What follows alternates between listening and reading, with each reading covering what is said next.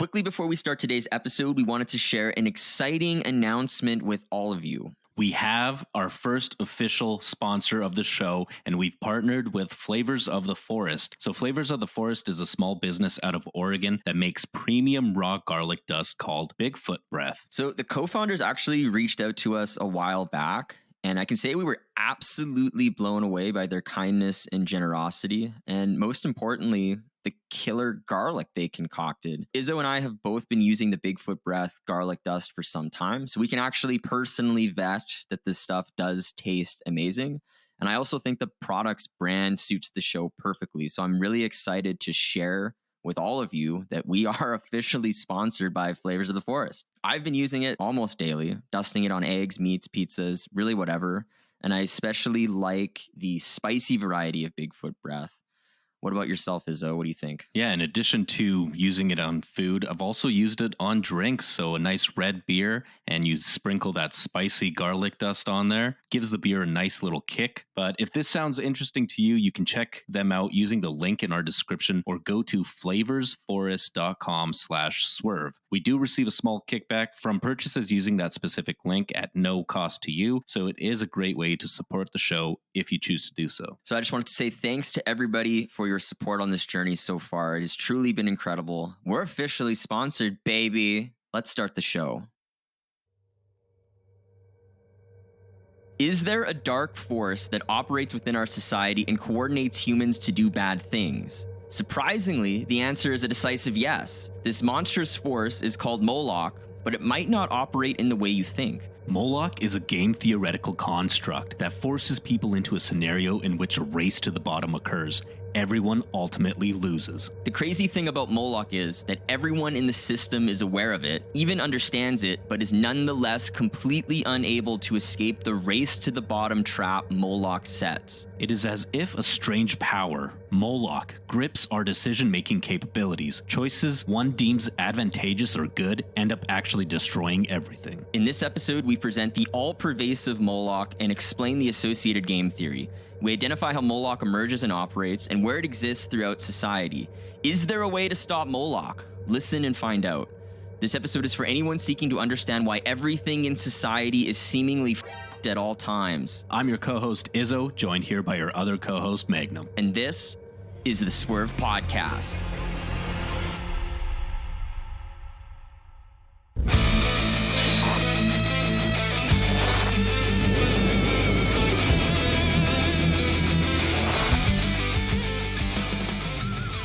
Welcome back, everyone. This is going to be one of the most crazy episodes we've ever done on the Swerve Podcast. We are going to be investigating Moloch Game Theory. This is kind of an emerging idea in the zeitgeist. But before we get into that, if you're a first-time listener and you're wondering what you've stumbled across, we're the Swerve Podcast, and we do deep research on topics that swerve off the mainstream path and talk about them in an uncensored way that's not boring.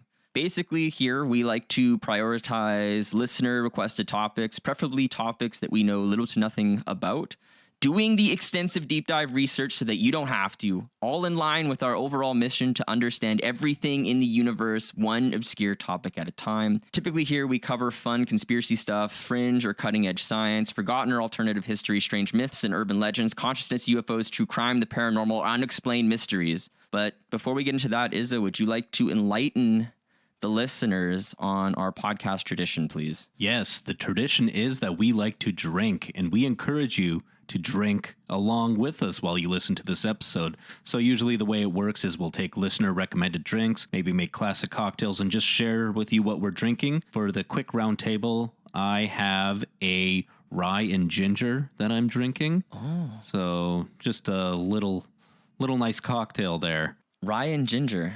What kind of, like, ginger ale, or like you have like actual ginger in it? No, ginger ale. I should specify. Interesting. Okay, got it. Yeah. Just like you have rye and there's like a ginger that's like jerking you off over there. I don't know. I don't know what's going on. I can't see under that table. But yeah, what about you? What do you have? Okay, I have a very special shot for this episode. I thought, because we're doing Moloch, which is this dark force in society, I have a shot of black vodka. This is literally vodka you're seeing in this shot glass. Why is it black vodka? Is it like bought black or? It comes black. Listeners, you'll find it on our Instagram when we post it with this episode. Bottle's just a little bigger, huh? Hey, actually, I wonder.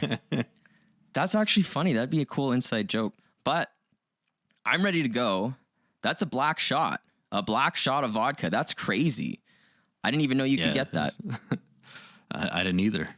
I thought it fit perfect for this topic. Excellent. Yeah. Let's hop into the basics. How about that? Let's do it. This podcast is going to draw a lot from an essay written by a guy named Scott Alexander, and it's called Meditations on Moloch. I would encourage listeners to check out that after you listen to this podcast. But essentially what we're going to be talking about today, we're talking about this concept called Moloch, and this refers to a powerful game theoretic force in society that seemingly coordinates the downfall of everything. Whether this is, it could be literally anything, whether we're talking about healthcare, politics, economics, simple, like how an office is run, how you interact with other people in a work setting. This is just this idea when things go shitty, why is that the case? Moloch, another way we can think about this, it's a scenario in which no one wants to have an outcome. But given how the circumstances were set up, the outcome happens nonetheless. This is also referred to as gradient descent. You'll see this term might come up as we go through this. So I think maybe before we even continue through the basics, should we linger on the concept of game theory at all? Like when we're saying game theoretic force, is that kind of weird? Or should we... It's not picking up women, right? No, this isn't a red pill podcast. Okay. No, not that game theory. But it's just an idea of if circumstances are set up in a certain way, what is the best choice or outcome? And different people study this in different ways. One of these things that's crazy is this idea of Moloch. We'll explain all of this as we go through. But I understand if you've never heard this before, it's probably very confusing what I'm even saying when I'm saying Moloch. We're not talking about like a demon that actually exists. We're just talking about the general trend of why shit gets fucked. To give some quick examples while we're in the basics here, the easiest way to think about it is just a race to the bottom. It's a game where everyone's going to fucking lose, even though they kind of think they're going to win. They ultimately do not. So on a micro level, this is one of my favorite examples, is imagine you're at like a show. Could be a concert. It could be a game, like a sports event. And then one person stands up in the front row.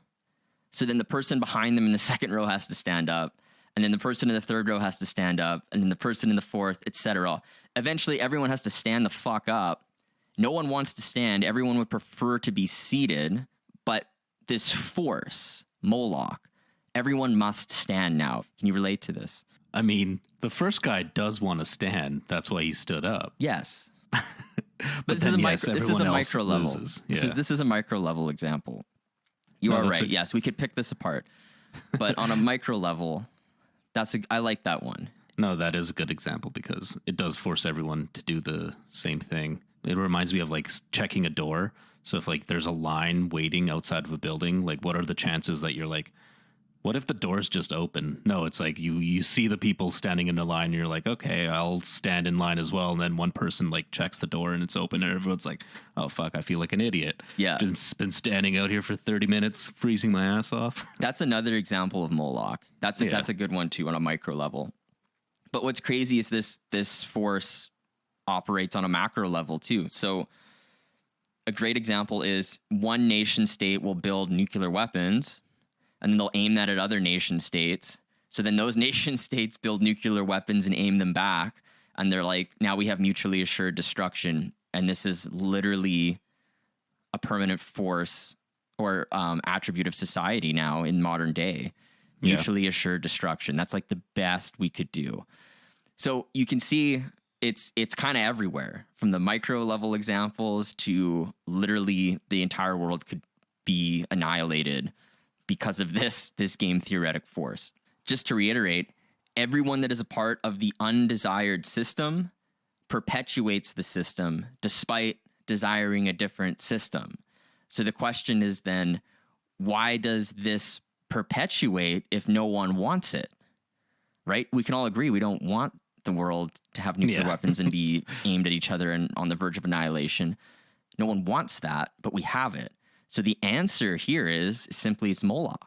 This is Moloch. So put another way, Moloch is the answer to the question of why a failing system is failing. Damn you, Moloch. Yeah. Dude, it's crazy. Wait till we get through this. This broke my brain. This entire thing. I was having existential crises throughout researching this topic. This is probably the most extensive, like you've seen the notes here. This is insane. This is crazy. Yeah. We're going for a fucking swerve on the Swerve podcast today. So let's keep working through the basics here. I have a quote just to reiterate what we just said, summed up in a nice kind of succinct way by a physicist and machine learning researcher at MIT. His name's Max Tegmark, and this is what he had to say about Moloch. Quote, "It's this game theory monster that pits people against each other in this race to the bottom, where everybody ultimately loses. The evil thing about this monster is that even though everybody sees it and understands it, they still can't escape the race. A good percentage of all the bad things that we humans do are caused by Moloch." End quote. So again, Moloch, we're not referencing a literal, like anthropomorphized demon entity, but it's like an abstraction that we can kind of point at to identify where broken or deranged or unwanted systems kind of endure. And despite the components of those systems being, usually people, we don't want these things. We want it to end, but it still endures nonetheless. It's as if Moloch, it's like this ethereal force or power over systems, causing them to perpetuate these undesirable states. Historically, Moloch, actually, this is a word from the Hebrew Bible, and this was primarily referenced in the book of Leviticus. Now, Moloch is often portrayed in these ancient texts as a bull-headed idol with outstretched hands over a fire. And actually, Moloch, you might recognize the name Moloch because it's kind of been popularized through the idea of Bohemian Grove, that giant stone owl called Moloch. So this is actually, they're related, except it's not a stone owl in these ancient texts. It's a bull.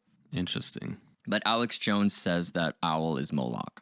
Yeah, that's what I thought it was originally too. Is the owl, not this bull-headed shit. You want just a digression real quick? You know that stone owl at Bohemian Grove? It's not actually made of stone. What is it made out of? Paper mache? Kinda.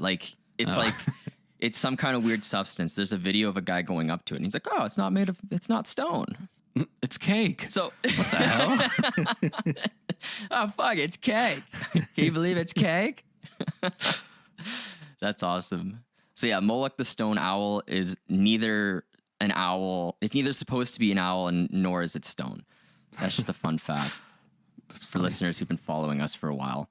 Anyways, the Bible condemns Moloch, and practices associated with Moloch are often implied to involve child sacrifice.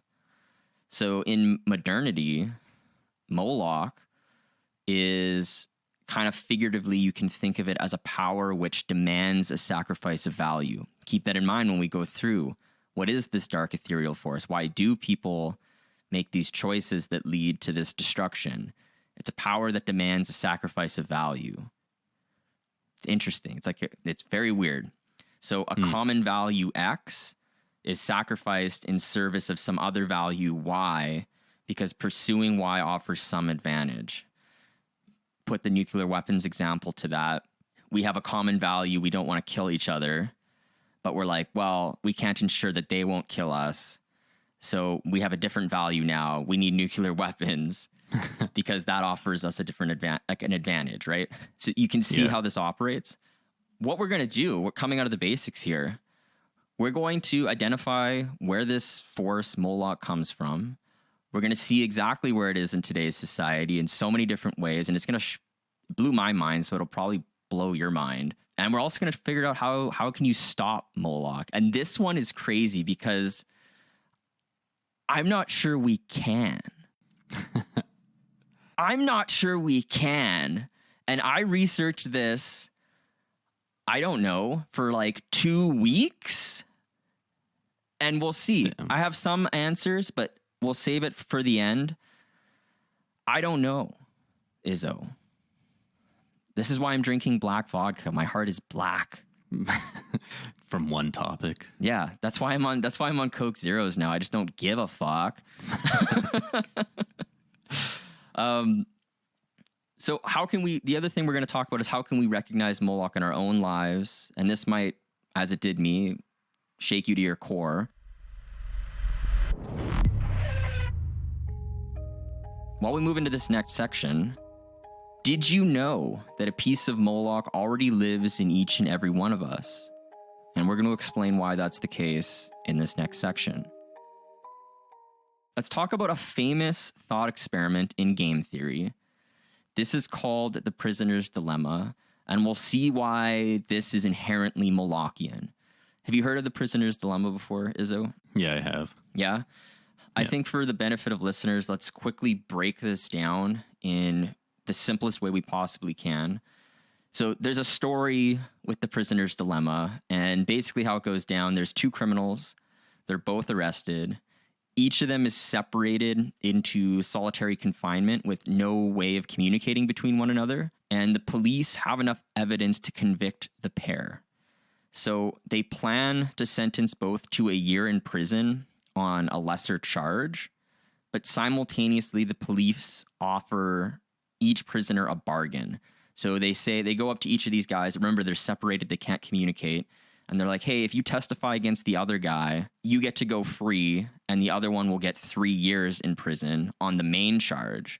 And they go to the other guy and say the same thing. So there's this deal. If they snitch, they don't have to serve time, but the other guy has to serve even more time. Yeah. The catch for this scenario is that if both prisoners testify against each other, both of their sentences will be 2 years instead of the 1 year.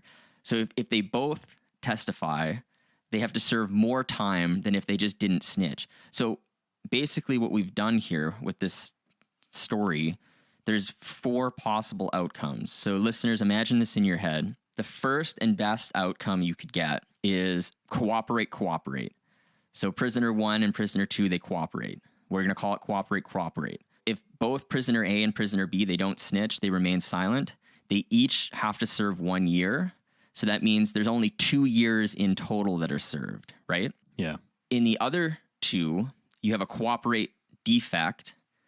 If prisoner A is like, fuck you, prisoner B, I'm going to snitch on you, prisoner A goes free, but then prisoner B has to serve 3 years. So it's a total of 3 years served. And vice versa, if prisoner B snitches on prisoner A, same shit. He gets to go free, but then the other guy has to serve 3 years. So it's a total of 3 years served. That's more than 2 years. So overall, there's like more time behind bars than if they had just cooperated. Now the 4th is they both snitch. They both defect. So in this case, they each have to serve 2 years. So it's 4 years total served. So it's the worst outcome overall as far as years served go. To summarize, if you were just to look at this scenario, you'd be like, well, yeah, prisoner B is my brother. I'll cooperate. He'll cooperate with me. Because if you both choose cooperate, you just serve 1 year each, you're out. Yeah. The least amount of years are served. That seems to be the obvious choice. Like, oh, let's just cooperate. If you both defect, that's the most. That's 4 years. And then, right, if one defects and the other does not, it's kind of in between. It's 3 years total, but one guy gets off. So it kind of seems like, I know you know how this goes, but it does seem on the face of it, right? You should just cooperate. Yeah. Remain silent. Right? Like that just seems to be the way you would do it, right? Yeah. But you're forgetting these guys are criminals. They don't give a shit about anybody. Yeah, but let's say they're like brothers or something, like criminal brothers, and this is like a mob situation. And it's like, you know what I mean? Like, They know I each other guess. well. Like cooperate makes sense. I mean, yeah, they know each other well, which means like they know each other is a piece of shit. So. So yeah. Okay. This is why this game theory is so strange, because what actually is the answer to this question, cooperate seems like, yeah, let's just do that. But from the individual's point of view, defect is best. You must defect in the game theory. So the question is why? If we were to summarize this, let's look at it from the perspective of prisoner B. Let's say Izzo is prisoner B. I'm prisoner A. If I choose to cooperate, that means Izzo is going to get a small kind of reward by also choosing cooperate. We're going to both serve 1 year, but you would get a bigger reward if you defected. So if I'm choosing to cooperate, it makes sense for you to hit defect, because it's either 1 year or 0 years, and 0 years is better than 1. So you should defect if I cooperate. That's scenario 1. Now let's say myself, I choose to defect. I'm going to defect. And so Izzo, in that situation, it's just locked in stone. I'm going to defect. What should Izzo do? Well, you get a big penalty if you choose to cooperate, because you'll serve 3 years. But you'll get a smaller penalty if you choose to defect. You'll get 2 years instead. So again, from your decision-making point of view, it's better to defect, because 2 is better than 3. So whether I cooperate or I defect, it's always the best choice for Izzo is to defect, no matter what. Cooperate is never the right choice. Exactly. Yeah. Isn't that fucked? I mean, yeah, when it's set up like that, it is. So defect in either scenario, whether I'm cooperating or defecting is better. What we've done here is our rationality has summoned Moloch. We have just summoned Moloch. This is where this is coming from. This is the weird game theory shit. We both know cooperate's the right choice, but we will always defect. Yeah. That's Moloch. Because the rewards are better than the penalty. On however you're looking at it. Yeah, it's just the way to go. That's the choice. Let's take this same concept and apply it to a larger setting. So you can apply this same logic to many different things, and even groups. It doesn't just need to be 2 people involved. It can be groups, it can be nations, and it can be summarized as follows. This is a quick, dirty way to remember the prisoner's dilemma. If most people, for instance, the group, they choose to cooperate, the individual gets a small reward or none by choosing cooperate, but gets a big reward by choosing defect. So if most people choose to cooperate, you get a bigger reward by choosing defect. Now, if most people choose to defect, the individual gets a bigger penalty by choosing to cooperate than choosing to defect. So if people choose to defect, it's better for you to defect because it's less of a penalty. And if people choose to cooperate, it's still better for you to defect because you get a bigger reward. So therefore, everybody chooses the shitty situation, and like overall things are shittier, right? Like in the prisoner's dilemma scenario, overall there's 4 years served when there really only needed to be 2. Yeah. But this applies to anything. So this is how things can spiral kind of out of control. And you're like, well, why is everything shit? And it's like, well, because individually people are making rational choices, but like overall there's this Molochian force that makes everything shitty. Moloch is the overthinking part of the brain. It's like, well, maybe I could get a little bit better. Or maybe I could get a better slice of the pie if this happens. And then you're like, well, it turns out I only have one option, and it's to defect. What's crazy is we'll get through this. It doesn't always have to be a greedy decision. In fact, it can just be a rational, completely normal decision, but everything still goes to shit. Like this is why it's so dangerous, I would say. So the main point I'm trying to make here is, faced with these options, when coordination among members of a system is hard, thinking, right, you can't communicate between each other, we can't coordinate. So when coordination is hard, you are always best with defecting, but so is everyone else in that system. So you all pay a small penalty, even though cooperating offers a reward. So this is where Moloch and this race to the bottom emerges, and we can see it through this prisoner dilemma scenario that we just described. We're summoning Moloch.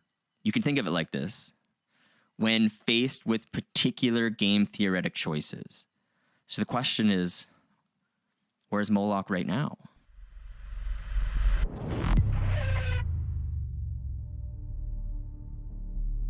The answer is Moloch has been lurking everywhere around you for your entire existence, and you just didn't know it. But if you want to see where Moloch is, let's break it down. Let's do it. Some examples. This is an easy one. Let's just talk about environmental degradation. This is just an easy Molochian thing that comes up. In some instances, cutting corners that would avoid environmental damage could just be a rational decision for individual companies to gain a competitive advantage over other competition, or just reduce their costs so that they can allocate capital to other endeavors and gain that competitive advantage. So the idea here is this is Moloch in these situations where the example would be if the individual company employs this logic, the collective result is environmental damage and pollution. So again, going back to our terminology, cooperate would kind of equal a better environment, but less individual profit. But there's that incentive to defect because you can let every other company worry about the environment, or not even other companies, just some government or some other thing, let them worry about it. But I can get the individual gain. You've seen this stuff before. Like you've seen documentaries where there's strange practices and shit just gets dumped everywhere and stuff. And I mean, it's like, think of like dumping waste into like a river or a body of water. One company, maybe it's fine. Well, it's not fine, but then you have other companies doing it too because it's more profitable to do so. So Moloch hates the environment, and maybe that's one thing myself and Moloch agree on. Oh. I'm anti-environment, Izzo. Moloch hates everything, I think. Yeah, I guess. Well, maybe we're more similar than I thought. What did you think of that movie? Shit. What do you think of that restaurant? Shit. Yeah, I mean, here I am drinking like a lot of people. Black vodka, and I hate it. Okay, this is a fun one. This is a fish farming thought experiment. This is just a great thought experiment. This is an idea directly taken from that Meditations on Moloch essay by Scott Alexander. I just like this example. It's very contrived, so it's not, again, we could poke holes in it, but the main point it gets across, I really do like it. So imagine a lake with 1,000 identical fish farms owned by 1,000 competing companies. So each fish farm earns a profit of $1,000 a month. Each of these fish farms also produces waste and pollutes the lake by 1 unit of pollution. That's what we're going to call it. This 1 unit of pollution lowers productivity in the lake by $1 per month, right? So if you have 1,000 fish farms, they're able to produce enough units of pollution to lower productivity by $1,000 a month. So no farm is profitable in that case, right? Yeah. If they're all operate, it's like you're just at cost in this scenario. So what happens? Innovation to the rescue in entrepreneurship. The backbones of society come in, solve the problem. Elon Musk comes in. He's like, I'm going to invent some filtration systems, and it's going to remove the waste so that you can be profitable. But it costs $300 a month to buy my Tesla filter. And and here you go. So everyone's like, yeah, fuck, I'll pay for the Tesla filter. So it costs them $300 a month to operate. But if all the fish farms install this Tesla filter, the pollution ends. So the fish farms can now make $700 a month each, right? Where they were making nothing before. So that's a decent return, right? So you're like, okay, sweet. Let's get these filters installed. But we've just set up a game theoretic scenario where we've summoned Moloch. And the reason is we have another farmer. Let's call this farmer Donald Biden. He decides to stop paying for the filter. So now one fish farm worth of waste is polluting the lake again, overall lowering everyone's productivity by $1. So it's just $1, right? So they're still making like $699 a month. But Donald Biden, he doesn't have to pay for the filtration system anymore. So he earns $999 profit, where everyone else is earning $699, right? Yeah. Smart play. I don't need the filter. Fuck you. Right? It's just like, whatever. Yeah, for a few months, you can get away with it. Yeah. So now everyone else sees Donald Biden as much more profitable than they are because he's not spending the maintenance costs on his filter.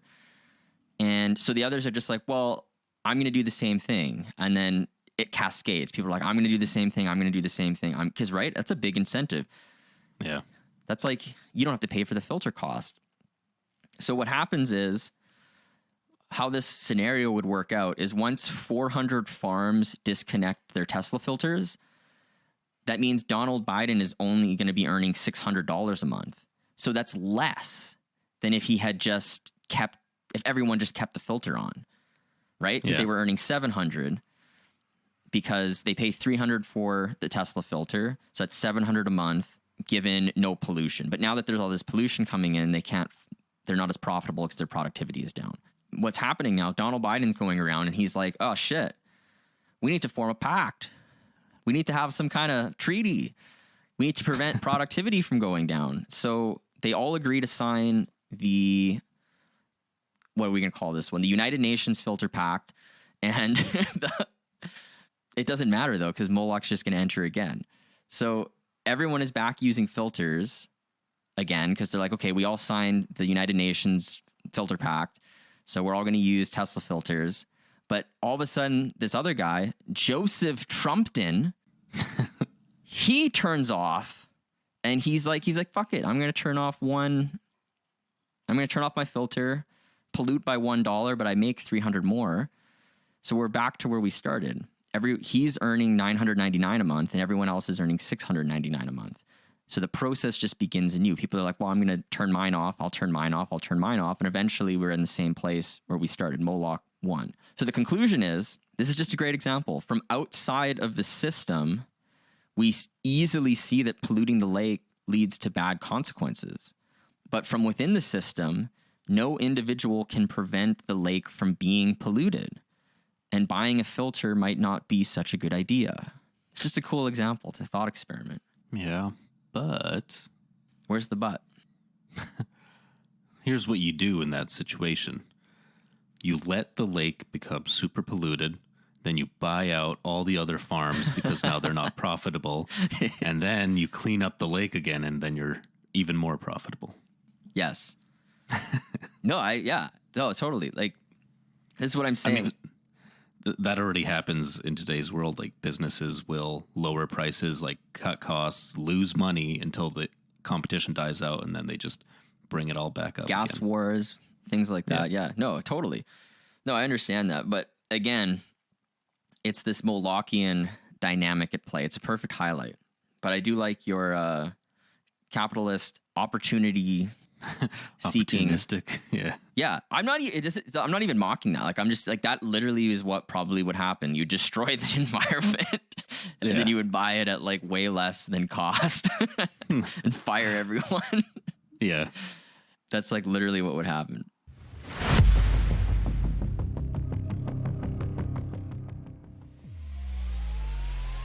If you have not defected from our podcast yet, the people you hang out with probably won't either. Why not cooperate and pass on this episode to your social media friends on Facebook, Instagram, X, or other platforms? We would definitely appreciate your support. I'd also like to take this time to shout out some of our valued listeners. Shout out to Tosh Collins for sharing our stuff. Shout out to Miss Shelney, Shirater, Safato John, John Donegan Photo, NM McCain, Juicy James 562, Taylor _Quillen, C _Crust, Love Rebecca, and Brent Bab.J for liking our social media posts. And lastly, huge shoutouts to our newest initiates on Patreon. Shout out to Sharma and Jared for joining our Slap That Ass tier. To everyone else, please feel free to submit your topic or drink recommendations at theswervepodcast.com. May good karma and vibes with all of you.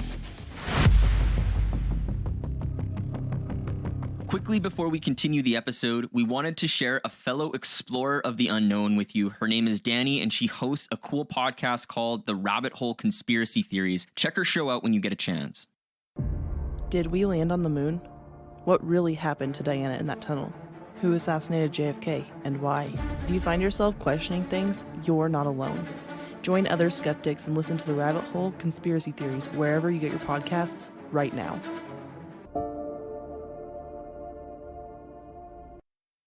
Anyways, let's move to this next example, arm races. We touched a little bit on this in the basics when I was bringing up the macro level examples, but let's break this down, because to me, this is the most devastating version of Moloch in all of society.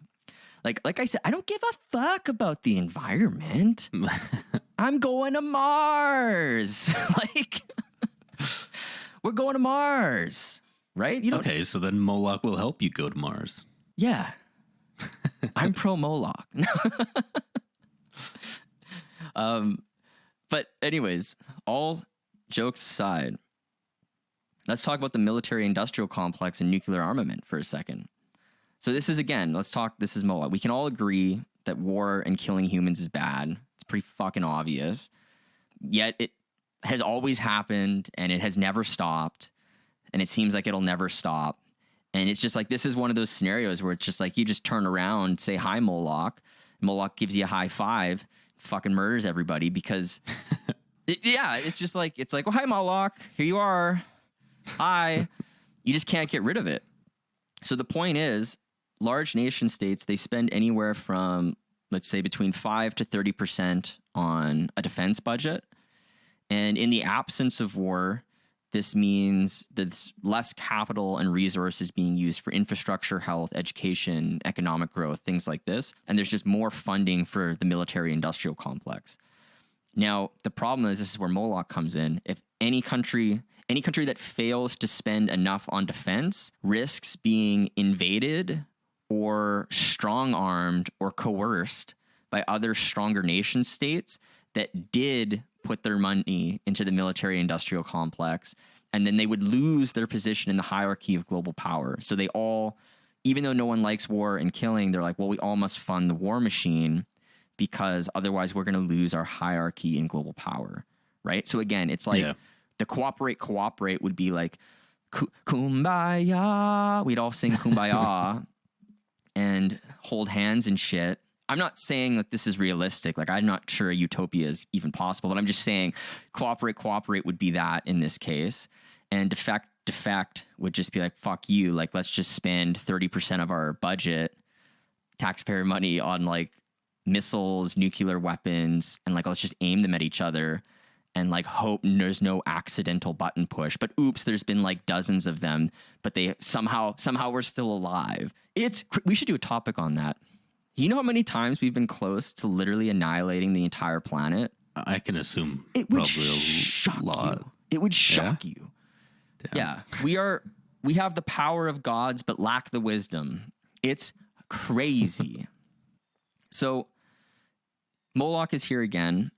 Now, like we just said, this military-industrial complex is inevitable. Given the incentive structure, you must support it, despite everyone agreeing that war and killing is bad. We're like, we must continually support this. Kind of like we said in the basics, this same logic is applied to the nuclear weapons systems, right? Nation state A points at nation state B. And then in defense, nation state B needs to develop nuclear weapons to point back at nation state A. But what's crazy, it's like not only that, as soon as nation A launches, nation B has like systems to launch back because they have like secret stealth submarines around the globe ready to fire at any moment. So we have this concept of mutually assured destruction. And this is the actual game theory that the entire world literally operates under at present. This is literally the best we could do. We just need to ensure everyone dies, and then hopefully no one dies. Yeah. I mean, like, once the snowball starts forming, it's hard to stop it. So, like, if you didn't have war at all, then you wouldn't need it. But since there were instances of war, people want to build up and protect themselves and see who has more power. Yeah, no, I get it. It's Moloch. It happens, yeah. But, like, you can't stop it. unless you stop it right from the beginning. But even then, like, it's too late. The incentive to defect is still powerful. Yeah. It's this is what I'm saying. This is why I was having existential crises multiple times. Waking up in the middle of the night, Moloch beside me, just whispering in my ear, "I hate you." I'm like, ah. Moloch's just like, Moloch's just like molesting me in my sleep. Ah. Defect. defect.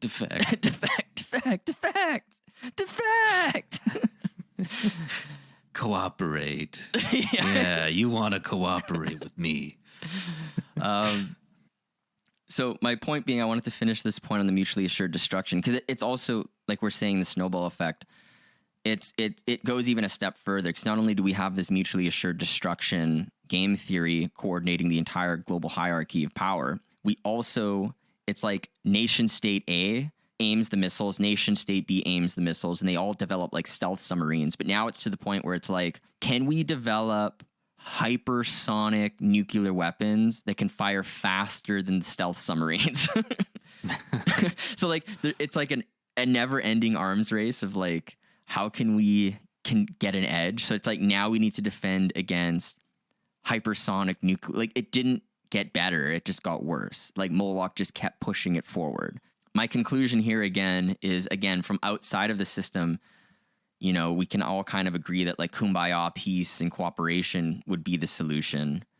But from within the system, no individual nation state can ensure that. So the choice is like, we have to fund more innovative tools of human destruction at even faster rates. Hi, Moloch. Like, high five, Moloch. The most powerful entity ever. Just Moloch. I know, it's crazy. If that's already not disturbing enough, because I don't know, Izzo, does that, what we just said about this, does that disturb you at all? Is it just me? I mean, I've heard it a lot, so in this moment, it doesn't like shake me to my core. But it is a weird concept to think of like how prevalent it is in society in every single aspect of life, where it just is that becomes the normal, and it's messed up and destroys the hope for the future, because there is only one inevitable end. Yes. The Swerve podcast, destroying hope one listener at a time. That's not the intention here. We're gonna swoop this around once we get through this. But this next one, this is what we're competing with. This is our generation's, I would say, not necessarily a Cold War conflict, but like existential crisis, perhaps. Maybe I'm wrong, but the same logic applies to artificial intelligence. So we have a great episode on AI safety, outlining two different perspectives in episode 101, The Verge of Superintelligence, Will Artificial Intelligence Kill Everyone? Great episode. Not to make anything more depressing, but just to summarize what we said in that episode very quickly. One perspective we went through was like the super doomer based perspective. It was a guy named Eliezer Yudkowsky, his perspective on AI. And the other perspective was our optimist, and his name was Paul Christiano. Where this was interesting, how both perspectives did agree that AI could destroy all of humanity, but they just assigned different probabilities. So they weren't in disagreement that that's a risk. They just disagreed on the probabilities. The doomer perspective, so Eliezer Yudkowsky's perspective, was essentially 100% chance we're fucked. And the optimist perspective was still 10%? 1 in 10? We destroy everything? And he's the optimist? That's like the minimum, right? Yeah, that was his minimum, yeah.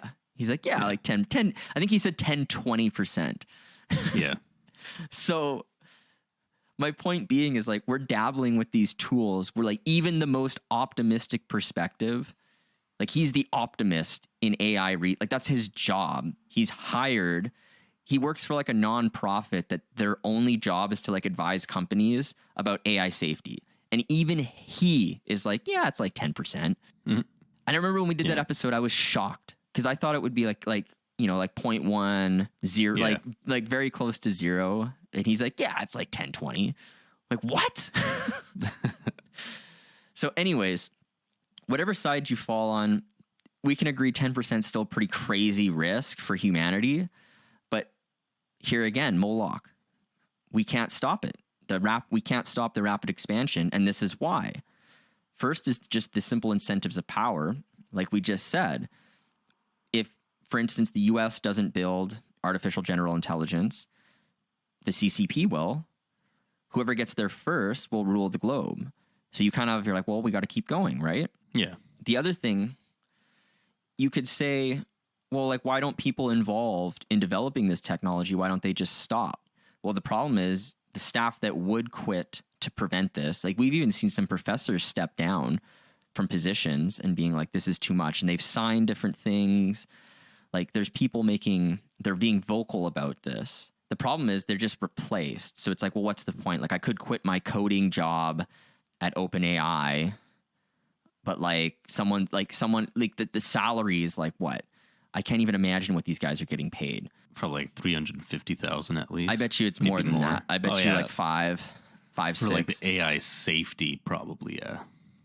So it's like someone else is just going to take that job. So it's like, well, I got to stay here and work and get my bag while I can and get to Mars. Yeah. I need to, right? That's where it is. It's like, I got to get to Mars, motherfuckers. I got to get to space because this place is going to blow.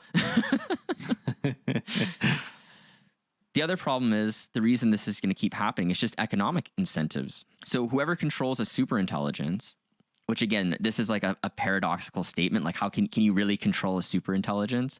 But assuming you could, that gives whatever industry or company or field that has that the most extreme economic advantage. The first to have it, you basically win the entire market forever. We're talking about like a true hyper advanced artificial general intelligence that's like super intelligent. You win, right? Yeah, unless you had a super intelligence in your back pocket that you develop first and you're like, aha. Well, keep that thought in mind because this might be a solution to this, and we'll talk about it in a second here. Now, I have a quote from this guy named Daniel Schmachtenberger. I wanted to bring him up because he has a lot of great, free, awesome podcasts. Basically, he's been thinking about how to stop Moloch for maybe the last 5-6 years, and he has some of the best podcasts on this that you can find. So he's this public intellectual, and he's been studying these problems very deeply. Very, very smart guy. So I have a quote from Daniel Schmachtenberger, and this is what he said, quote, "Rivalrous dynamics multiplied by exponential tech self-terminate. Exponential tech is inexorable. We cannot put it away. So we either figure out anti-rivalry or we go extinct. The human experiment comes to a completion." End quote. So my conclusion here with the AI arms race, from outside the system, we can see that rapid expansion of AI could be dangerous and that we should be exercising caution in this area. But from within the system, no individual actor, whether it's a nation state, a company, or even individuals like putting shit like on their own computers, benefits from exercising caution. So the choice is to just rapidly expand capabilities and move towards creating a superintelligence we cannot possibly understand or control. Moloch. Right? Like we can't, right? It's crazy. Yeah, I'm just thinking about him like a TV character, just Moloch. He's just always there, just dressed up like I don't know. In my head, he's dressed up as Gritty, the Philadelphia Flyers mascot. I don't know what that is. From the NHL, but that's essentially what Moloch looks like in my head. I'm surprised I don't know the reference. I wish it was funny. Is it a bowl? Because Moloch's technically a bowl. It's just like this orange mop. Just like, yeah, okay. Yeah, I've seen it. Yeah. Yeah. Gotcha. Just quickly, because you did mention is funny. You're like, well, we just whip out our own AI. This is actually an idea. So this is a quick caveat I have on the whole AI arms race. I've been reading about effective accelerationism or the EAC movement. Have you heard about this, Izzo? No, I haven't. This is crazy. We should do a whole topic on this. If listeners want to hear it, please recommend it. There's this movement that they point to the best solution for rapidly expanding AI. They basically say the solution is they ground their arguments in thermodynamics and decentralization of AI, leading to multiple different sources of artificial intelligence. And from this pool of decentralized artificial intelligences, this is literally the idea that the good AI is going to defend us from the bad AI. Like super intelligence versus super intelligence, like Godzilla King Kong type shit. Yeah. Seriously, that's the fundamental idea of the effective accelerationism movement. And as we just said with Moloch, if there's no way to stop it, maybe that actually is correct. Damn. Okay. Isn't that crazy? Yeah, I like that. The good AI will save us from the bad. But they grow up in different environments because there are different AI systems. And it's like one AI system grows up in a good neighborhood. The other AI system grows up in a bad neighborhood. Yeah. Yeah, exactly. One's mom loves him, the other does not, whatever it is. No, it's crazy. And like, this is the same thing. It sounds so fucking stupid, but it's like, so did mutually assured destruction. And it's like, so far that's like been keeping everything at bay. So like maybe the EAC movement is actually onto something. Anyways, it's something I came across. Could be a solution. I don't know. Let's talk about science. This is crazy. Let's talk about Moloch and science, right? Science is crazy. Science is awesome. We have all these things from science. We have all this technology. We have all these, I don't know, like science is, right? Like science.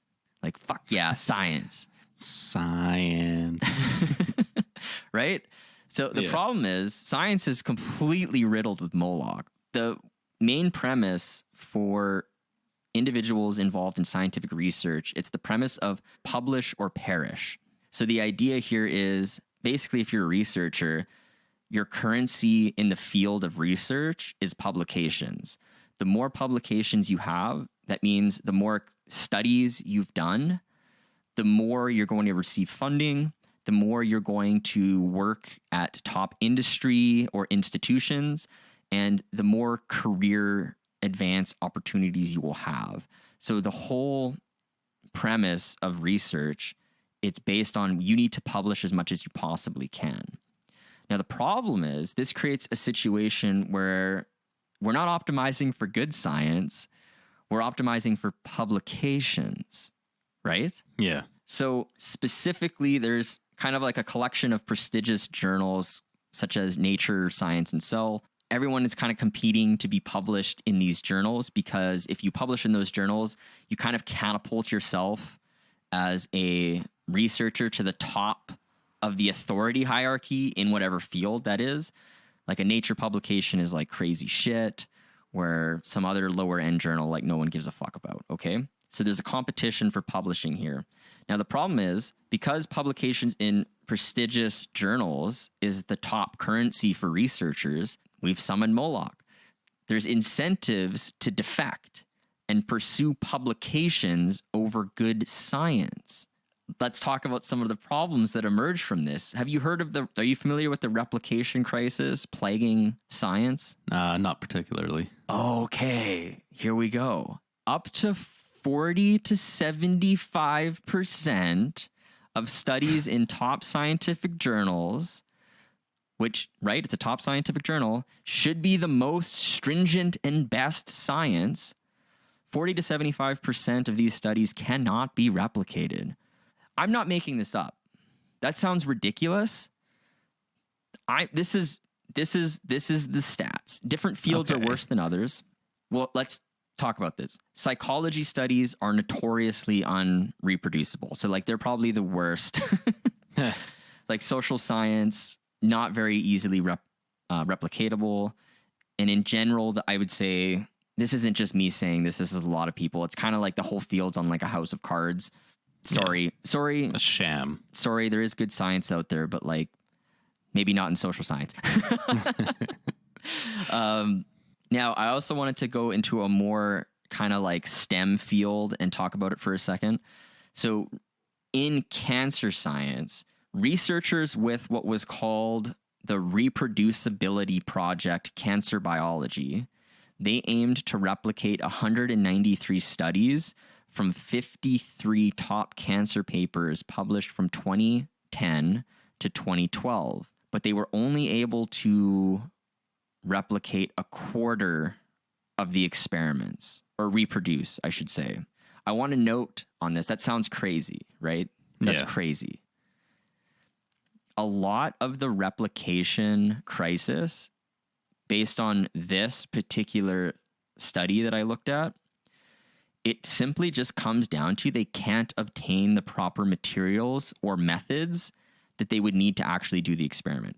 So when we say they could only replicate 25%, meaning 75% was not reproduced, the majority of that is just because they can't get the things they need to actually do the experiment. It's not like they did the experiment and it failed.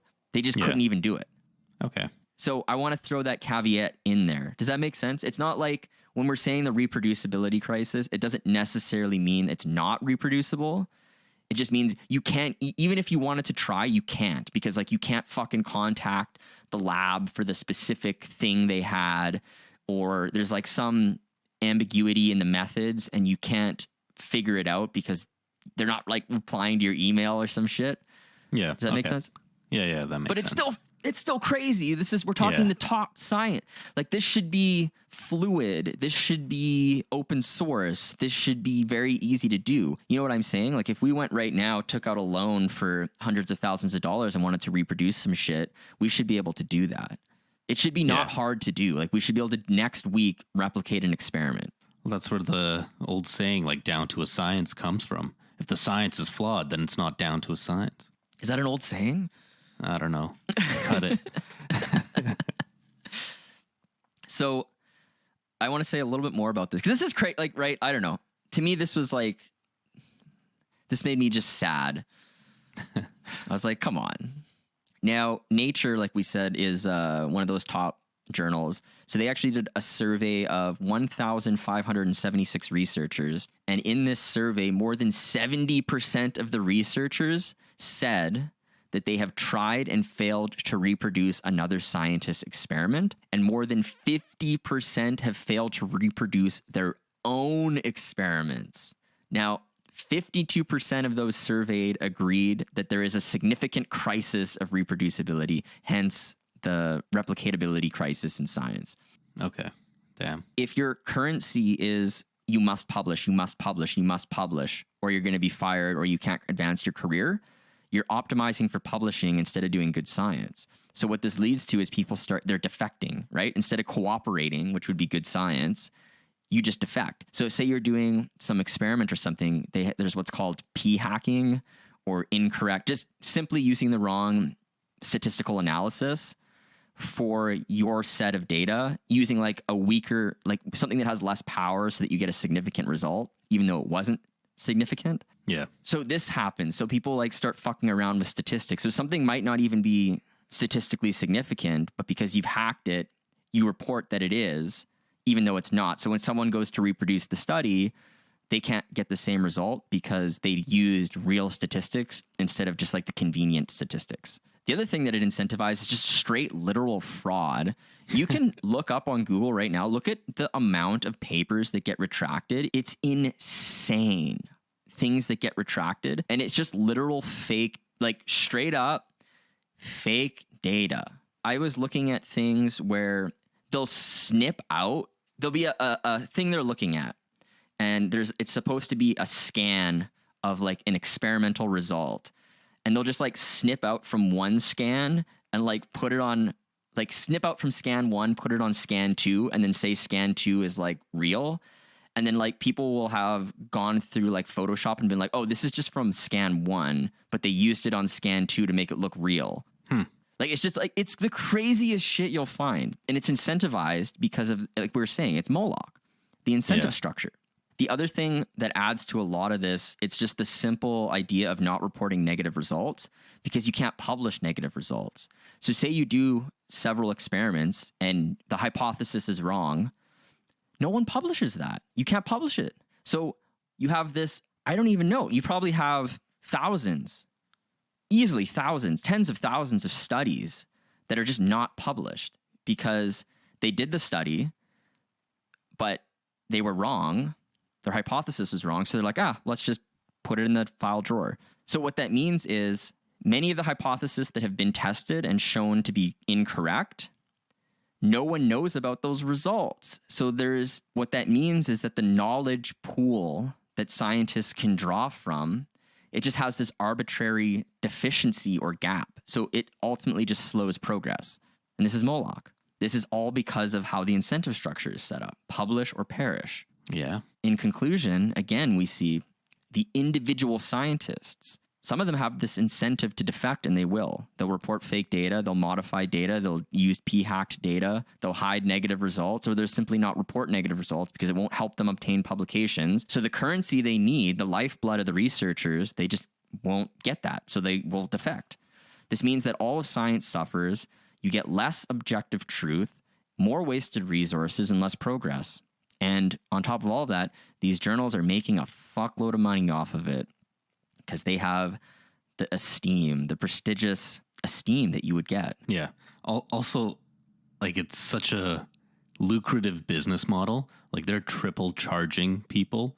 So you think of these like research companies, the researchers themselves, they're getting government money. Then the universities that they work for also pay to have access to these research papers for like regular students, and helps like the researchers get published. So they're paying the publisher as well. And then the publisher is making more money by like putting it on a paywall. Plus, like, to get peer reviewed, oftentimes it's just like volunteer researchers. So they don't have to pay the peer reviewed people. So it's like everybody does the work for them, and they just sit back, triple charge.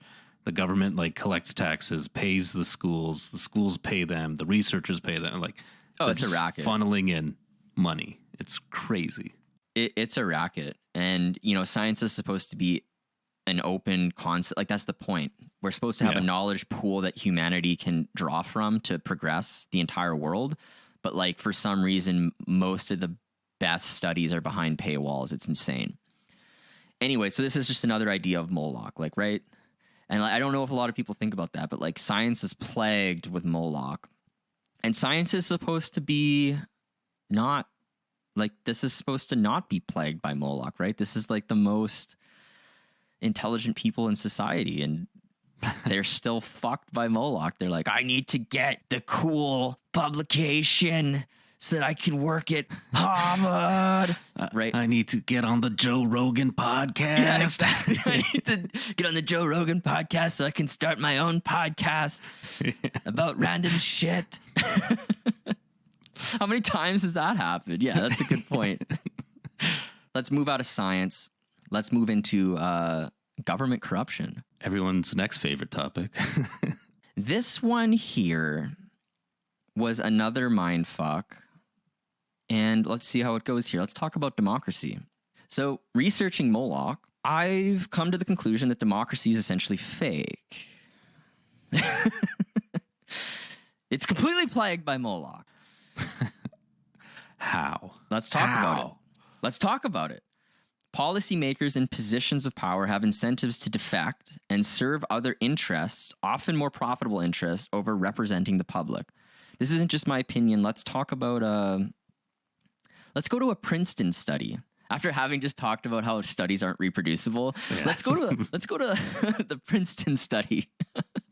Especially like the social sciences ones. This is political science. It ain't social science.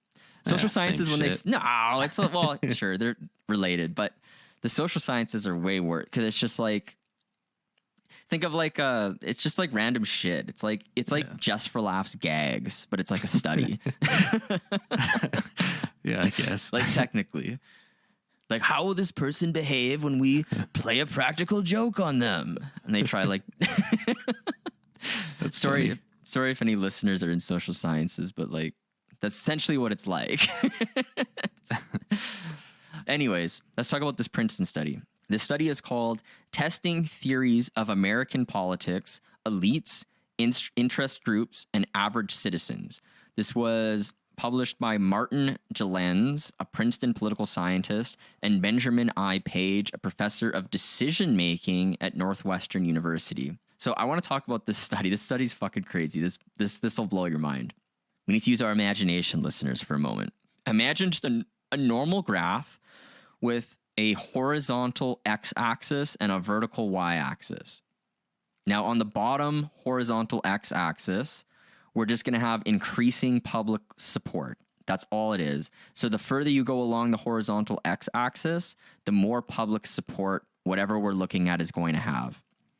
Now, on the vertical y-axis, we're going to have increasing likelihood a policy is passed. So the further you go up the vertical y-axis, that's the more percentage likelihood that it's going to pass. So if you went to the very top, 100% chance it get passed. If you go to the very bottom, 0% chance it's going to get passed. You would expect that the more public support a policy has, so the further you go along the x-axis, the higher the likelihood the policy should be passed, right? That's a democracy. So if like the public, say 90% of the public wants a policy passed, you would expect should be about 90% chance that it passes. Yeah. And then the less public support a policy has, say that's like 10%, you'd be like, oh, there should be a lower likelihood the policy passes. It should be like 10% chance. Or use extremes.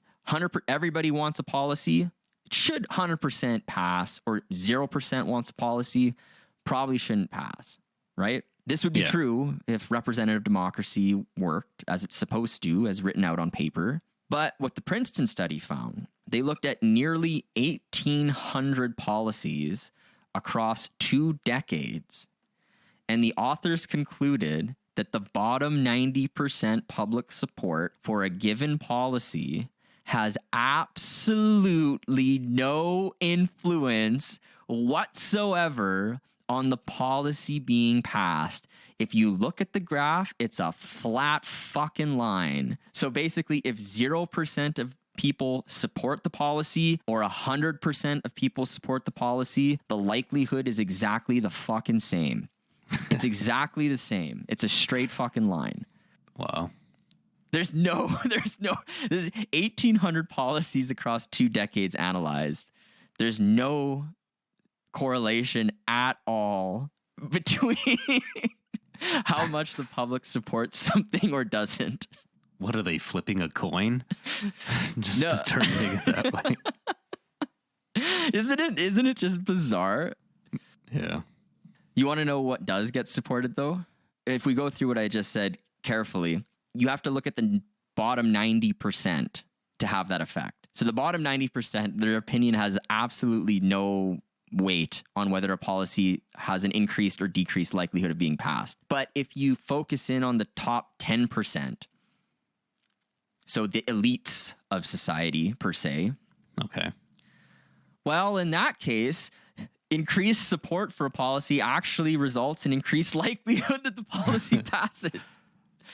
Wow. So let's just say, for example, if 100% of the top 10% want a policy to pass, you actually do increase the likelihood. Like, it won't be 100% chance it passes, but it does increase. Like, you can see it on the graph. If I'm looking at this graph, it's hard to tell, but maybe it would be like 60 to 70% if 100% wanted it, whereas there's no effect in the bottom 90%. Okay. Interesting, hey? And yeah. I would bet, they didn't look at this, but I would bet if you went to the top 0.05%, I bet you it would be even more of an effect. Does that make sense? Yeah.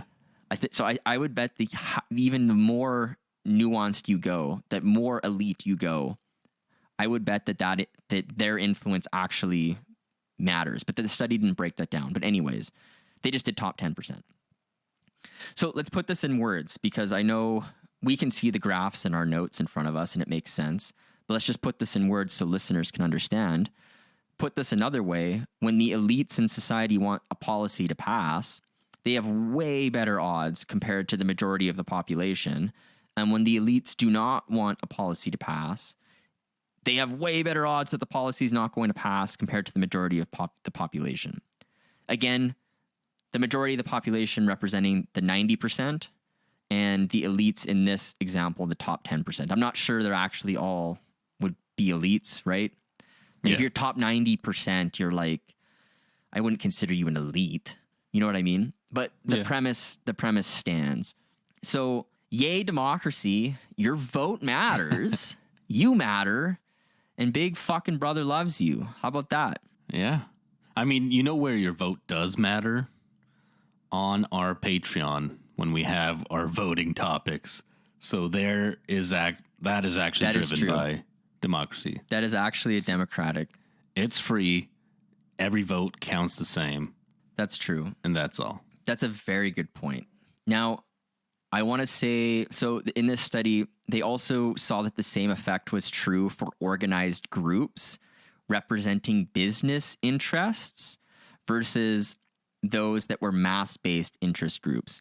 So if you were an organized group representing a business, you could influence policy in the same way the top 10% could influence policy. But if you were just like an NGO, like a mass-based interest group, you could not influence policy no matter what.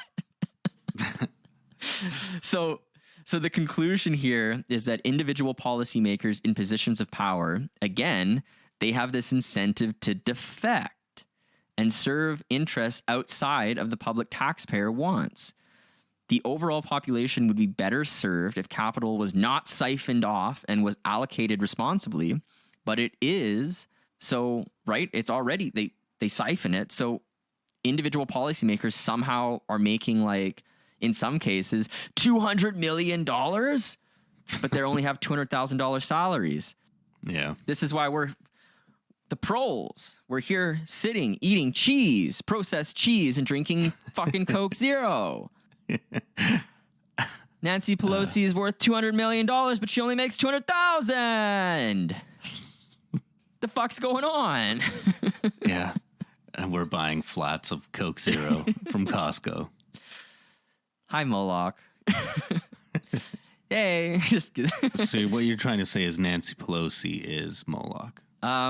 Just completely possessed by Moloch definitely would be the case. But we all are in our own ways. So, you know, we like to pretend like we're on our high horse, but put yourself in that position of power. You're probably taking that 200 mil. Oh, of course. 100%. You're probably, right? Like, absolute power corrupts absolutely. So that one's crazy, right? Like, that's a pretty crazy one. Yeah. That study I would recommend listeners check out. It's it's just like, that one blew my mind. Like, Princeton's like an Ivy League school, and they're like, actually, we did an analysis on democracy. Kind of bullshit. And every researcher's career was tanked after that. Yeah, they get like fired after that. Yeah. Okay, let's move on to the next. This is related to government corruption. I love saying this. Out of control central banking. Let's talk about Wall Street and the Cantillon effect. So we covered this in episode 81, the Federal Reserve. So I'm going to be very brief here. But the idea is simply the too big to fail idea, right? So the idea is the central banking system will essentially print money out of thin air to bail out financial institutions no matter what, because they're too big to fail. So even when these institutions behave inappropriately and engage in high-risk activities, they still benefit. The point is, due to this backstop, each individual banking institution has incentive to defect, moving further and further along the risk curve to increase wealth until they quite literally blow up the entire global financial system. And this has happened. This is not conspiracy theory. This happens. Now, when the Federal Reserve bails them out by printing money, creating inflation, because there's more money chasing the same amount of goods, it's siphoning purchasing power from the everyday common man individual in society. And these people are outside drinking fucking champagne, paying out $1 million bonuses while laughing at the proles beneath them. Think about Occupy Wall Street. Basically, they can privatize the profits and socialize the losses on society. This is another example of Moloch. Like, you can just increase your risky behavior, increase your risky investments, And at the end of the day, it's like you really can't lose. If your investment is right, you make a fuckload of money. And if your investment is wrong, well, the Federal Reserve is just going to bail you out on taxpayer dollar and create this inflation, which is going to decrease the purchasing power of everyone in society. It's a hidden tax, essentially. So the Cantillon effect, this is basically what I'm talking about when it comes to why printing of money is a bad idea and why this Molochian effects can lead to this. So essentially, when a central bank prints money, the Cantillon effect states that the first recipient of the new supply of money, they have an arbitrage opportunity of being able to spend the money before the prices have increased. So let's put this another way. Those closest to the money printer spigot, they will benefit the most because they can purchase anything, whether it's assets, whether it's homes, whether it's property, whether it's stocks, anything, at today's purchasing power. So the newly money gets printed, they purchase at today's purchasing power, but the majority of society suffers a massive decrease in purchasing power. This is called socializing the losses. This is pure Molochian theory. This is what's going on here. This is where the Molochian thing comes in. Those closest to the money spigot, they have an incentive to maintain the system, right? Yeah. And it's at the expense of the common man in society. This is where this defect, they can defect. They can do things that the common person cannot do. And there's really no, in their perspective, risks because you can just siphon the time and energy out of everyone from society by making terrible decisions because we're going to debase the currency. It's pretty crazy, right? Yeah. And it's Moloch. This is Moloch as well. We've talked about this on the podcast. Because even at the end of the day, they're losing because the entire economy is going under. So they'll just need to like print more money and like they'll still benefit, but in the long run, everything will crumble. Yeah, it's just basic currency debasement. Like, look what's going on in like Venezuela, Turkey. Like these runs on currencies happen. You know, it'll take a long time in the West. It does take a long time. Argentina's suffering with a lot of inflation as well. In fact, they just had a crazy election recently, but we'll digress from that. But the point being, this is just Moloch. The reason the financial system is completely fucked, it's just Moloch. Again, it's just like, hey, Moloch, what's up? High five. Like, let's fuck everything. Let's burn it to the fucking ground. Like, I get to drink my champagne, get my $1 million bonus. I'll finger these fucking guys in tents on Occupy Wall Street and like, yeah, Moloch, what's up, bro? Oh, that's funny. It's crazy. So my conclusion here again, it's the same thing, different story. Individual actors in our financial system are incentivized to defect. They make these risky investments that can destroy the economy, and this results in emergency money printing that benefits the wealthiest people in society through this Cantillon effect at the expense of everyone else, because we all suffer a decrease in purchasing power. And not only that, eventually, like, the entire thing can just completely collapse. And like, what do you do in that situation? Get your Bitcoin. Yeah. I'll leave it at that. This is not financial advice. I don't know what the fuck I'm talking about.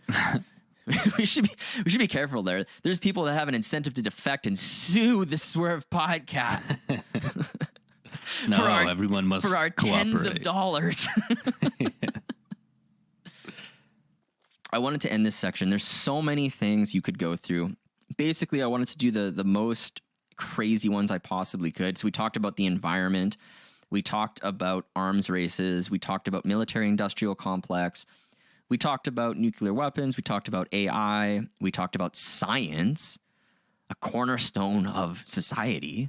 And then we talked about government, another cornerstone of society. And they're all fucked. So I wanted to give some fun examples before we roll out of these Molochian areas that are infested with Moloch. Here's a good one. I like this one. Women in filters, right? This is Moloch. Do you ever notice every woman? I'll say like women in lip fillers too. Okay, let's use that one as well. But I cannot find a photo that is not filterized of a single female in the human species anymore. They're all behind filters. And it doesn't matter how old they are. They could be young, they could be old. They're still using filters. Everyone's using filters. The point is, once one woman started using filters to look better, she was able to outcompete for attention the other females. So other females started using filters to keep up. This is just Moloch. This is why like Instagram's just full of like CGI faced chicks. Yeah. And the downside of this is why this is Moloch. You have like Snapchat dysphoria. Have you heard of this? No. Snapchat dysphoria. So Snapchat dysphoria, basically plastic surgeons have been reporting an influx of people coming in and wanting to actually look like these unrealistic beauty filters. So like this is why in society you have all these weird plastic face anomalies like emerging in Hollywood, and then like the downstream pros wanting to like emulate their idols in quotation marks. So they all like get these like crazy distorted faces and it just looks like deranged and demented. Yeah, literally the dog filter on their face. Yeah, totally. Like, can you make my tongue 2 feet long and put a dog nose on my face? The plastic surgeons are like, yeah, for like 500 G. And Moloch, high five. So this is why, like, you know, people just look fake and crazy, and they're just trying to like loosely represent filters now. And this is just Moloch. Now, I want to say, like, this isn't just a female phenomenon. This is totally, dudes are like way worse. Dudes are way worse. I guess more extreme, yeah. So Moloch, this is another fun example of Moloch. Like, dudes are literally wrecking their dicks with penis pumps and like jelking techniques. Have you seen this? This is like a phenomenon. Like everyone's like wrecking I've not seen it. Oh, maybe you haven't seen it, but this comes up in like YouTube videos and stuff where people are like, I ruined my life. And like they're just trying to keep up. So they're like engaging in these risky techniques to like enlarge their size because they're insecure. It is just Moloch. They're like, I gotta outcompete. I got a defect. We can't just all have small dicks. I will have a big one. So, jeez. The other one, this is the other thing that's crazy about men. When I was researching the Moloch stuff, I found that there's a lot of men out there that will literally break their fucking knees and insert shit in them to like be 2 centimeters taller. They'll also like cut their thigh bones, break their thigh bones, and insert rods to lengthen their legs, and they're like be like an inch taller or some shit. Yeah. I found an article. There was one guy, he started doing OnlyFans so he could pay for his $100,000 USD surgery to be 3 inches taller. Then I'm sitting here, I'm just like, dude, buddy, just be a short king, man. Be a short king. Why are you breaking your legs? Paying $100,000. This is Moloch, dude. This is Moloch. You see what I'm saying? Yeah, he just needs to move to like a country where people are shorter. Problem solved. I guess, yeah. At the end of the day, I would just say, I think people just need to, it's just fucking love yourself, right? You have one life. Yeah. Deal with the hand you're dealt. Stop comparing yourself to other people. It doesn't matter. Focus on what you can do each day to be 1% better. And you can avoid all of this Molochian shit. You don't need to resort to OnlyFans to get $100,000 to break your fucking thighs to be 2 centimeters taller or whatever. You know what I'm saying? Yeah. And likewise, you don't need to like derange your face to look like the latest Hollywood star. It doesn't matter. Like, you know what I'm saying? Yeah. No, it makes sense. But So these are just some weird things I was seeing, and you can't cooperate. You must defect. yeah, but you don't need to defect. You must. Break the system. The other fun one, this is we can all relate to this one. The cerveza sickness and toilet paper. We all ran out of toilet paper for like 2 weeks because fucking Moloch caused people to defect. Yeah. You know how many socks I went through?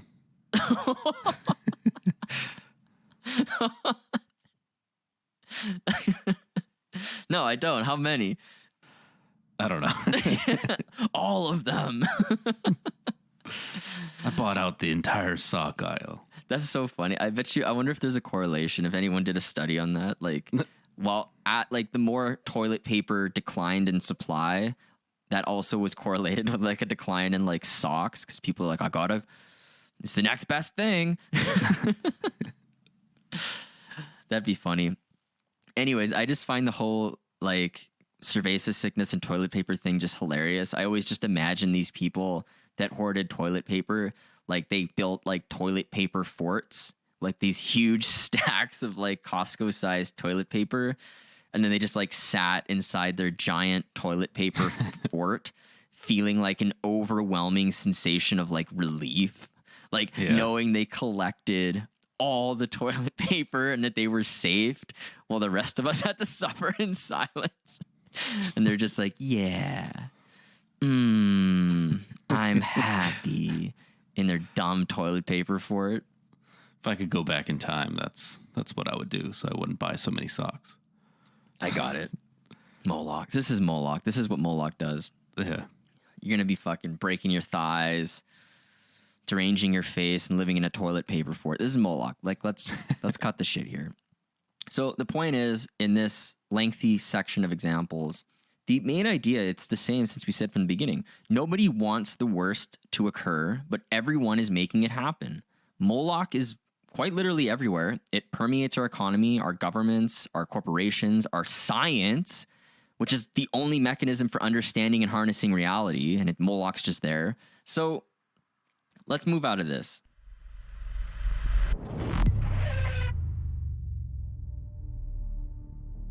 Moloch almost appears to be the current ruler of the universe and seemingly wants us all dead, along with everything else we value. How can we defeat Moloch? In this section, we're going to explain how. Let's break it down to brass tacks. What's Moloch? Moloch is essentially, at the end of the day, it's just a failure of coordination and a misalignment of incentives, right? Yeah. If we go back to Prisoner Dilemma, they can't coordinate because they can't communicate. So there's a failure of communication. If they could communicate, they probably would go cooperate. It's also a misalignment of the incentives. If you can make defect be the best outcome, that's great. You have Moloch in your favor, right? Yeah, I guess. Yeah. So the question is, how do you set up scenarios where either of those is the case? This is where the solution is going to come from. So let's talk about number one that I have here.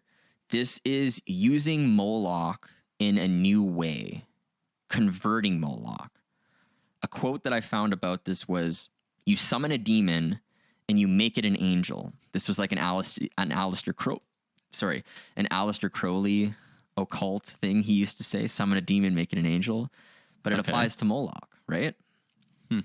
So Moloch is just game theory. So this means that the incentives that create the race to the bottom, or like we said in the basics, it's also referred to as gradient descent, right? Because you're descending down a gradient. Why can't we just make it gradient ascent? Like we're moving up instead of, why does it have to be a race to the bottom? Can't it be a race to the top? So the question is, how do you engineer a race to the top? How do you change the incentive landscape? This is extremely difficult to do, but I have some examples. I don't know if I truly believe them, but I have some examples. The first thing, this is a very easy one. This isn't very easy, but this is a very easy to kind of understand. If you could instantiate low time preference thinking in society, meaning low time preference as opposed to high time preference. So high time preference it's like satisfying wants as fast as you possibly can. So think like social media, you're getting your dopamine rush, so you stay on social media. Think, I want calories evolutionarily because they're good for me, so I'll pursue fats and fast food. That's like high time preference thinking. Whereas low time preference thinking is, you value the future more than you do the present. So you're like, I'm not going to go on social media today because I'm going to work on X and Y because they're going to lead me to a better future in 5 years, which is a 5-year goal perhaps I have. Or I'm going to not eat McDonald's today because, I want to be in my 70s, reduce my chance of death, whatever it is, right? It's just low time preference thinking is you value the future more than the present. If you could instantiate that in the minds of everyone, Molochian incentives are just less incentivizing then, because the defect is just not as appealing. So I have some examples of this. One was just simply, we bring up Bitcoin on the podcast all the time, but this is a low time preference thinking idea. I'm not saying anything about this, but the idea of what we currently are, when we talked about the financial system, how money is just completely debased year after year because money is just printed, which socializes the losses, purchasing power decreases. People on a Bitcoin standard, their purchasing power has just been increasing year over year. It makes them more likely to save and invest in the future. Barring, there's some crazy stories with like volatility and stuff, but their purchasing power has increased over the last, 14, 15 years now? Kind of weird. So my point being is there systems outside of ourselves that we can organize around that would increase our low time preference thinking?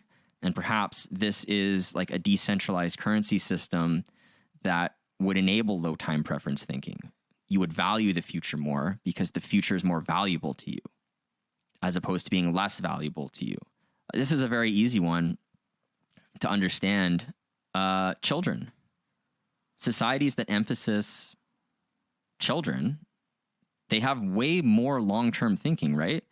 You start thinking, well, I can't destroy the environment because my kids are going to need it. Yeah, or even like, I got to eat healthier so I can stay around for my kids or whatever. 100%. So just the fact, it's just like a biological thing. Like societies, there seems to be a thing in society where people are worried for the future. They're like, I don't know. I don't want to bring kids into this future because there's so many bad things. But it's actually, that's high time preference thinking. Low time preference thinking, you value the future and you would think differently. You know what I'm saying? So I think this is like, this isn't a complete solution. These are just some ideas I'm having. Like, how can you make people more low time preference thinking? The first idea was have some system outside of us that coordinates humans to just do that. Bitcoin could be that system. Maybe it's not. I don't know. Children's an obvious one because you're going to value the future because you want the value. You need the future for your kids. Another one, this is an interesting one. I got this idea from John Smart, the guy the transcension hypothesis episode. Yeah. If we could make preserving brains, this sounds crazy, but it makes sense. If it was just the norm to preserve your brain after you died in anticipation that future innovations would bring people back to life, wouldn't everyone just be they would just be extremely long-term orientated in their thinking. They would have extremely low time preference because the idea would be 500 years from now, I'm back. Yeah. And like there needs to be something good happening 500 years from now. So let's think ahead. Let's plan. Let's plan for the future. Let's have low time preference thinking. If that was just a cultural norm, wouldn't that encourage low time preference thinking? I mean, yeah. You're essentially taking time out of the equation. These are just 3 kind of basic ideas, but the premise of all of them is how do you instantiate low time preference thinking? What can you do to put more value in the future than in the present?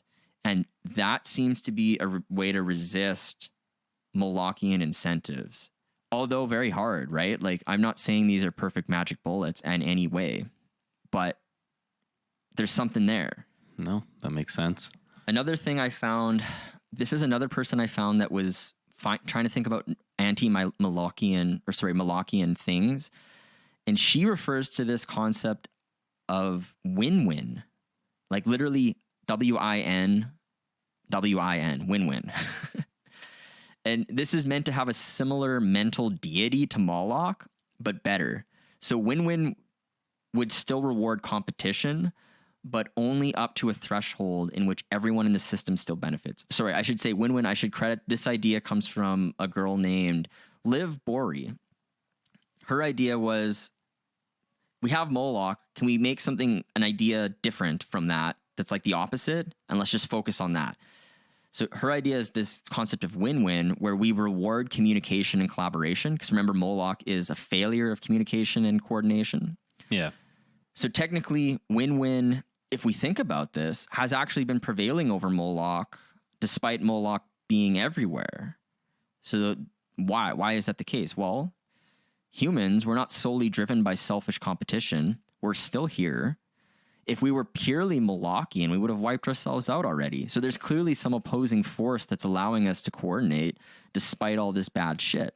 Let's just call it win-win, and let's figure out what that is and how we can harness it. So it seems like we can actually cooperate and slay Moloch, and we probably have been doing it for a long time.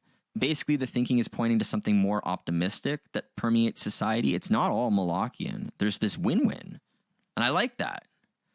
I think it's cool. I think it needs a rebranding of the name. Win-win is just needs a better name. Like Moloch is a cool name. Yeah, no kidding.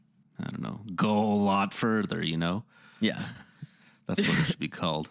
Go a lot further? Yeah. Maybe. Yeah, I don't know. Just make it one name, like Go a Lot Further. It's like, what? Go a Lot Further fights Moloch. You're like, what the hell's happening? I like it. Just on the win-win thing, just some ideas of things that can create mechanisms to align incentives. Like, we've been doing these things for a long time, right? Like laws. What the fuck are laws? Right? You have a power, usually a government, and basically they're the entity that has a monopoly on violence, and they supersede the systems that can be gripped by Moloch. So they strike with a stick when members defect. That's what a law is, right? It's anti-Molochian. Yeah. But the obvious problem to that, as we went through our government corruption thing, Moloch captures governments, no problem. Yeah. So the governments are not immune, obviously. And I mean, right, governments have murdered like 100 million people in the last 150 years. So they're also a cesspool for Moloch, but they're also like laws, we can agree, there's some way to align incentives. The other way is religious customs. So again, instead of it being like a physical thing, like a government superseding everything with a stick, it's like a mythical or spiritual power that supersedes everything. So if something's gripped by Moloch, you disincentivize the defectors by just saying like, Jesus is going to get you or whatever it is. And I'm not like, you know what I'm saying? That's what it does. It coordinates incentives because if you defect, it's like, well, you're not going to go to heaven, or you're not going to, whatever the religion is. Yeah. So it's like, but it also has the same problems as government, because just look at religious movements. They have a very Molochian track record as well, but also not, right? There's a both. There's a Moloch to both of these, and there's a win-win to both of these, which is, I find kind of interesting. The other thing that's kind of a way to break incentives is like social customs. So again, the power, instead of it being a spirit, instead of it being a nation state, the power would just be your social customs. So anything that's gripped by Moloch, there's just a social stigma that would disincentivize defectors. You don't want to defect because there's a stigma. So like reputation, maintenance, social codes, gentlemen's agreements, friendships, those kind of all tie into that. Again, though, this is what I was saying. Like, I'm not convinced that these are the solutions, but it is good to note we kind of have already instantiated systems to try battle Moloch. Although they're not perfect, we do fight and do prevail over this often already. That's the point I'm trying to make here. Yeah. I have something to bring up on those like social customs. Sure. There was this one example of a city. It had a lot of jaywalking in it. And the mayor decided the best way to combat the jaywalking was to hire mimes that would just like make fun of and ridicule people who jaywalked. And it cut down the jaywalking by so much. So maybe the force that goes against Moloch is shame. So like, even if you go back to like the prisoner dilemma, if you had shame associated to the prisoner's decisions, maybe they would both defect and like not snitch or snitch and Well, go yeah, to that's jail or yeah, whatever. 100%. That's like goes in the religious thing. Instead of it being a mime mocking you, it's just Yeah. like, oh, I can't lie because I'm gonna go to, it's just this same. It's the same thing. But I love that example. That's a crazy example. What a fucking like. I love it. I also just think, I don't know. That's fucked up. Like, who's paying the like mimes are in demand now? Like, it's like all of a sudden, like government hired mimes. I'm like, this is just why like governments fail all the time. Like, I mean, it reduced the problem. let's put the budget into mimes. Yeah, I'm sure, but like, come on, like, it's got to be some Mimes better that- ways. Mimes that just like flip you off if you're jaywalking. Yeah. Oh, that's hilarious. So the next thing is, like we were saying earlier, the low time preference thing. There are emerging technologies that can, outside of the system, coordinate consensus. So we mentioned Bitcoin earlier, so we'll leave it at that for that. But basically the idea is you're solving massive coordination problems using a new technology. And could this, help with central banking Moloch problems? Could this reduce bailouts? Could this reduce the Cantillon effect? Things like this. But there are other things too going on that might be able to coordinate consensus, such as smart contracts. I know there's a lot of emerging technologies in that space, as well as decentralized autonomous organizations or DAOs. So we're not going to go into these right now, but my point being is it seems like emerging technologies, they might help stymie Moloch, and I find hope in that, right? It's like we can't coordinate with one another, but like let's build a system that makes us coordinate. And then we all integrate in that system, because in that system, cooperate is the default. The game theory makes you do that, and it's just better. So I find that very interesting. I have these next two examples were just like the worst takes I could possibly find. This is like they're like, this is my idea to solve Moloch. One was just like have a central world authority. So like basically the one world government shit. They're like, well, yeah, like just have one person tell everyone what to do. And I was like, this is the worst take, because sure, it's a take. It's a short-term solution because, right, won't that just culminate in violence and totalitarian control? And isn't that just like a Moloch cesspool like we've been talking about this whole... So it just seems purely irrational to me to conclude that even making even a larger central power structure won't do exactly the same shit we already see central power structures do. So that was an interesting one, but that's... Maybe I'm wrong. Maybe that is... No, that's not it. The other one is a straight doomer take. Like some people are just like myself. They've just been having existential crisis, like multiple existential crises. Is it crises or crises? Crises. I think so. Yeah. And they're like, well, we can't slay Moloch. So the only thing we can hope for, we have to wait for the system to collapse and hope that what's left is sufficiently abundant for the survivors. I think this is a super bad take. I don't like it, but this was a take I had. They're like, we can't win.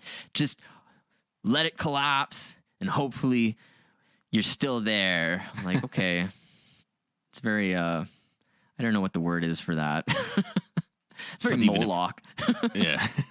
And even if it does collapse, it's only like the top 10% of the world that has a better chance of surviving. Sure, yeah. And then they're already corrupt. Okay, and this last one, this is the big thing that... So you have to understand, when we're studying the Moloch stuff, I was trying to... First of all, I was deeply disturbed. Second of all, it was very interesting learning the game theory of how these things work and why good people cause bad things to happen and how you're a part of it, actually.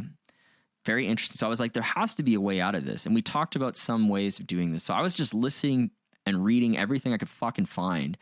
And basically, the top people that were discussing this, they all had like a similar opinion, and it's crazy. They were like, this is the opinion. This is like Daniel Schmachtenberger. the Metacrisis guy, the guy we brought up a quote with, Nick Bostrom, he did the simulation hypothesis in that episode. And then Scott Alexander, the guy who wrote Meditations on Moloch, they kind of all were like, well, let's just build an AI god. I was like, what? So like some of the smartest people that I could find trying to solve Moloch, their idea was, well, why don't we build an artificially intelligent system that aligns with human values, but supersedes humans and preserves our values for us? And I was like, what the fuck? Is that the best we could? That sounds like mutually assured destruction. I'm like, it's fucking stupid. Like, it's like, I guess it could work and maybe it is working, but it's like also something deeply wrong with that. Definitely. But I don't know. I kind of like that. That's what I'm saying. I'm like, after all of this research, this is like the best I could find. So they had the idea that the creation of a more powerful, more than human system that could constrain our worst behaviors and promote restoration might be the path forward. So the idea would be to settle on foundational axioms or like universal truths and ethical principles that could serve as a foundation for both human and AI decision making. So have like a huge overlap there. And they call this achieving Nash equilibrium. So Nash equilibrium is a concept in game theory where the game reaches an optimal outcome. So if you could make a shared commitment to the foundational axioms and have that lead to a state where humans and AIs do not benefit from unilaterally defecting or deviating from those agreed upon foundational principles and axioms, then defecting is just not good. So like if the Nash equilibrium is just like cooperate, kind of we were talking about how some of these emerging technologies just make you cooperate. That was the idea. And I don't know, I'm not 100% convinced this is the only way to do it. I kind of like the idea of instantiating low time preference thinking. But this is, my point being here is people literally want like an AI god to like solve Moloch. And maybe a good way to end this before we go into final thoughts is a quote from Scott Alexander himself, the guy who wrote Meditations on Moloch. He said the following, quote, "In the very near future, we are going to lift something to heaven. It might be Moloch, but it might be something on our side. If it is on our side, it can kill Moloch dead.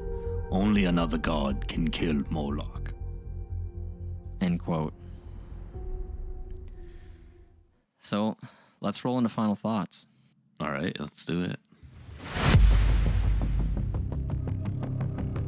Before we move on, we would like to give massive props and credits to our producer tier on Patreon. Thank you to Spurgalicious Asshat, David Cheesem, Alexius Ryan, Big Balls Small Wiener, Batcat Meatloaf, Velcro Shoe Guy, Tosh Collins, Andrew Johnson, Honest Elliott, Nikki Hansen, Justin Ware, and Christian J for enabling today's episode and the continued growth of the show. I have a question. What's the most important thing to you from this topic? After everything we just went through, this episode is crazy. I guess explaining why women love filters so much. That would probably... No. I guess just like recognizing real life examples of Moloch, seeing how common it is and persistent it is within society. That would be the most important thing. And then subsequently, like, the thoughts on how to stop it, like that low time preference thinking, yeah, where it like changing people's perspectives. It doesn't need to be like right now, like what do we do right now? It's like, no, let's look at it from a longer term angle. But yeah, I think the most important thing is recognizing it, because I feel like that's like 90% of the problem is just identifying it and recognizing it. Then the last 10% is like finding out what you can do to, rectify the issue or do better, I guess. It's just like breaking it down like that so it's easily digestible in our everyday world.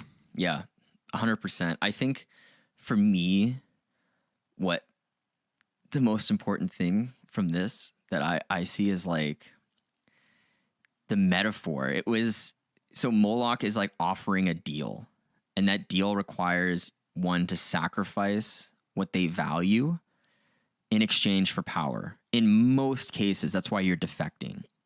So it's like we go back to the child sacrifice thing. People are sacrificing a value. You shouldn't be sacrificing kids, fucking obviously, but they're doing it to fulfill some kind of power they think they're gaining spiritually, like in these ancient historical examples. But the metaphor rings true today. People pursue some other value over a guiding principle. When they do that, they're sacrificing the guiding principle. You're sacrificing to Moloch. Whatever you're doing the defect, that's what you're doing. You're sacrificing the principle, right? So I think at the end of the day, it's like we need to have these mechanisms to preserve the guiding principles. And I don't know the answer to this. We brought up some examples. Some people think it's a one world government. Low time preference thinking sounds really cool if you could get that into people's heads. Some people think it's a fucking AI god. It's crazy, but that's what it is. We need some way to preserve the guiding principles, and that's how you're going to resist this Moloch thing. And I think it starts with the individual, right? And I think I brought this up earlier when we were talking about the filters and like people jelking and like breaking their legs. It's like you start with individuals, and you know, just not to sound like sappy or anything here, but it's really true. You should just love yourself and do the best you can. You know, be 0.5% better each week. Don't succumb to Moloch. Start with yourself. Focus on yourself. That's really all there is. And I find in that case, if you start with the individual, I think we could root out Moloch potentially. You know what I mean? Like, we don't need to have dog face filters, and men can stop breaking their fucking legs and like sacrificing their value to Moloch. It doesn't need to be like that. Yeah. So, and again, like I don't know, maybe that's the most important thing to me is just recognizing when you make certain choices, like you are making a sacrifice. You're sacrificing your guiding principle. And to me, that makes more weight to it. So the next time I'm in these situations, and, you know, no one's perfect. I'm definitely not perfect. I probably will be sacrificing guiding principles, but it's going to be harder for me to do so because I'll be like, do I really want to sacrifice the guiding principle? It's just like a cool framework, right?